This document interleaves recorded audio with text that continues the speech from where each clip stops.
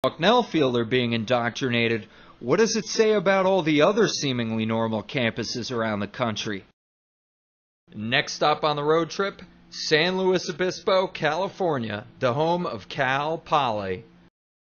Cal Poly recently gained notoriety when the school tried to punish a student for posting a flyer announcing an upcoming event. The local college Republicans had invited conservative author Mason Weaver to come speak. We brought Mason Weaver just because we wanted somebody that was going to be dynamic. We didn't want, somebody stiff up there to give a boring lecture about tax policy or something. Just the title of his book was provocative enough. It's okay to leave the plantation. It's about economic freedom, the new Underground Railroad. And the new Underground Railroad being capitalism, free markets. And that was the whole premise of his book. It had a catchy title, it was provocative, and that's what we need to get people at our events. We advertise on campus with flyers. Took the title of his book and put it in quotes with the picture under it. Said, "Come here, Mason Weaver." We plastered the flyers all over campus, like we do for every speaker. We'll put up flyers, and the next day they'll be gone. We put stake signs in the ground. I've seen people ride by on their bikes and just kick them over and break them.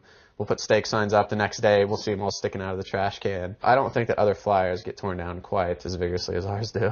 There's flyers up for any leftist cause you can imagine, and they stay up, and there's no problem. They don't have to go out 4 or 5 times before an event and repost them. I carry flyers around, and so as I'm walking across campus, if I see flyers where I put them up before, if they're gone, I put them back up, and that was the case with the Multicultural Center. That particular day when I went by, they were gone, like they were on a lot of the bulletin boards on campus, so I walked by and went in to post it. A student not so kindly told me I couldn't post it on the bulletin board. One of the students in there recognized the flyer. I'd posted flyers in there before. I put 2 flyers in there, and there was no problem. She confronted Steve and basically told him to take his flyer and go, and if he refused to do so, she would call the police. You can't post that flyer in here because that flyer is offensive, and we have a right to not be offended. She mentioned the flyer as being an example of hate speech. Do you think that people have a right not to be offended? Nobody has a right to not be offended. I'm offended every day in class when your professors bash my views. What was her objection? The content of the flyer, that it was offensive to her. The use of the word plantation. I tried to explain to him that this was the title of his book. This is a speaking event. You guys can come. There's a question and answer period. I want people to come. That's why I was posting the flyer. He wanted to talk to them, and they said, well, if you don't understand why this flyer is offensive to us, we don't have anything to talk about. They told me to leave. The student said, I'm going to leave or call the police. And she says, no, second thought, I'm calling the police. There are constructive ways of dealing with that anger, not calling the police on Steve for hanging a flyer. The police report stated that a young white male was posting racial material. That's what they said, offensive racial material. It happens to be the title of his book. It's okay to leave the plantation.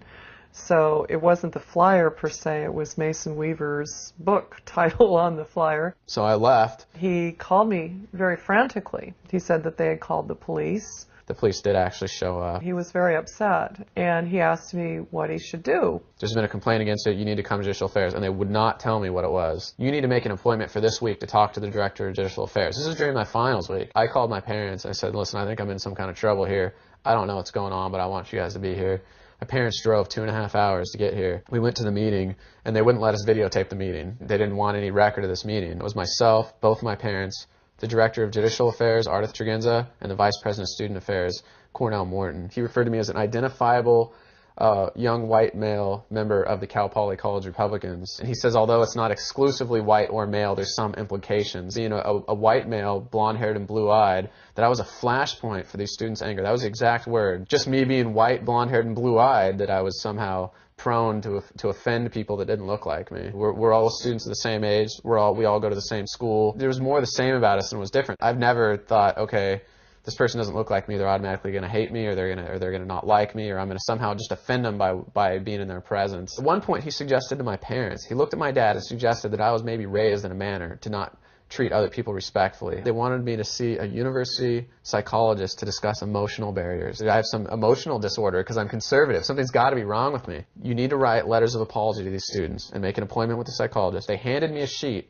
which listed everything from verbal reprimand all the way to permanent expulsion from the CSU system. Your punishment could get worse. And I told him, I said, I'm not going to write these letters and I'm not going to make that appointment. Well, you have until Tuesday. Tuesday came and went.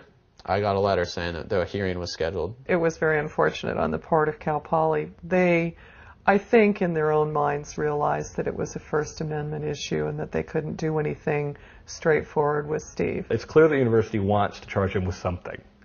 And they struggle for a while trying to figure out what. I think maybe it was sometime in December when they come up with the theory of this was a disruption of a meeting. And this is the first that Steve heard of this being a meeting. Supposedly they had a meeting that was supposed to start at 7. And I entered at like 6:45, maybe I was there for 2 or 3 minutes tops, and left. And they said that they were so, I guess, just distraught, they couldn't have their meeting at 7. When they did finally get their meeting started, when the police showed up, that was a disruption. And so since I was the reason for calling the police, that disrupted their meeting. They called the police. And when Right. the police showed up, they complained that the police showing up was a disruption. In the hearing, I sat right there while they said that when the police came, that further disrupted their meeting. Nobody could come in and say he was rude. Nobody said he threw some kind of shouting tantrum. They said he was professional. It wasn't about my conduct. I was very civil. I asked them if they wanted to sit down and talk about it. I said, please. I said, thank you.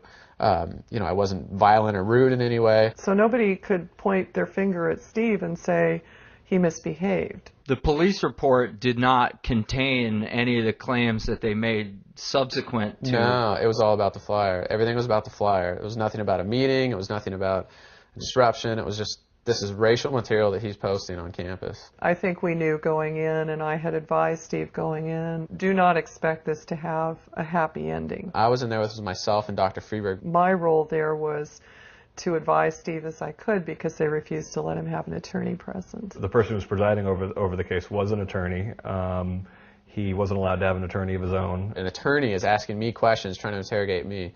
The Director of Judicial Affairs is there. She does this. This is her living. This is what she does, is interrogate students. Given the stakes to his academic career and his reputation, he should have had an attorney present. This was not fair. This was not set up with intention to be fair. I was walking in there blind. I had a yellow legal pad and a pen. Well, we had quite a bit of testimony. We had a 7-hour hearing. There were many amazing moments, not the least of which was when Steve Hinkle asked Artist Fregenza what disruption actually meant. I asked her, I said, what's your definition of disruption? I'm being charged with a disruption of a campus event. She says, I don't see how that applies to this case. And she just laughed it off and says, Gosh, I feel like I'm on Jeopardy. That's what comes to mind at 4 o'clock with no caffeine.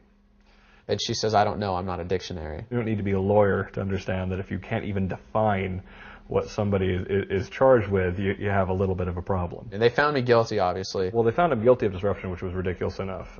We feel like the whole process was a large part of the punishment. You know, like a 7-hour hearing for trying to post a flyer is not acceptable. They dropped the charge of seeing the psychologist. But of course, it was still on his transcript. He was found guilty of something absolutely absurd. I knew he was right, and we had a lot of conversations about what was in his best interests. They wanted him to write an apology. I told him his back was against the wall, that if he had to write a public letter of apology, that would haunt him with the internet for a lot of years. How would this have looked? Would it have looked that some students acted irrationally on campus and called the police, and the university was trying to get at the college Republicans, and I was abused by leftist administrators?